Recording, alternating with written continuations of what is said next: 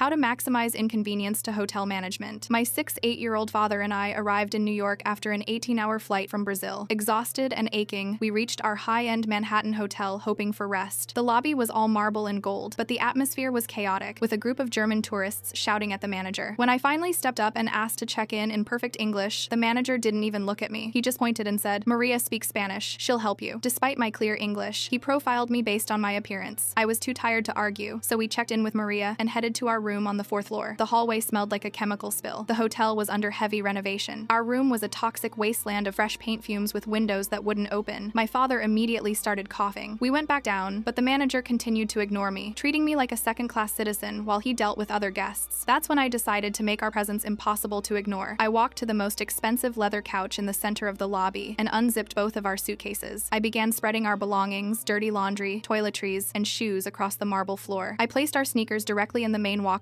so guests had to step over them. Then, I draped our used socks over the arms of the designer chairs. My dad and I stretched out on the couches, barefoot, using our balled-up clothes as pillows. We were camping in the middle of a 5-star lobby. High-end businessmen had to hurdle my sneakers just to reach the elevator. Within 5 minutes, the manager, whose eyes were now twitching, abandoned the other guests and sprinted over. He told us we couldn't stay there. I just looked at him and said, "We can't breathe in our room, so we're sleeping here tonight." 3 minutes later, he handed us keys to a luxury corner suite on the 8th floor with fresh air and a city view. As we headed to the elevator, the other tourists were still at the desk, still shouting.